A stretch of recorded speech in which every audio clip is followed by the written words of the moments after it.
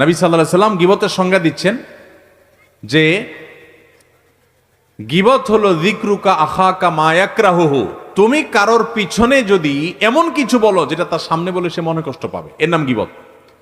ভাই গীবত করা খুব ভয়াবহ গুনাহ ভাই। কোরআনে আল্লাহ তাআলা এটাকে মৃত ভাইয়ের গোশত খাইলে যেরকম অপরাধ নোংরামি, এটাকে সেরকম বলেছেন। এবং গীবত পরিষ্কার হারাম, আল্লাহ তাআলা নিষেধ করেছেন। আপনি আরেকজনের গীবত করেন না, এটা বললে তখন ওই লোকরে শয়তান ওহী করে, শয়তান তার মাথায় দেয় বুদ্ধি, সে তখন জবাব দেয়, দেখেন ভাই আমি যেটা বলতেছি সত্য বলতেছি, আমি কোনো উল্টাপাল্টা মিথ্যা কথা বলতেছি না, আপনি চেক করে দেখেন। সে গীবতের সংজ্ঞা হয়তো জানে না, আর নাহলে শয়তান তারে দিয়া এই ভুল মাসালা দেওয়াইছে।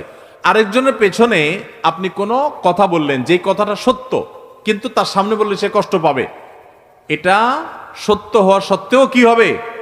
গীবত হবে। আর যদি ডাহা মিথ্যা কথা বলেন আরেকজন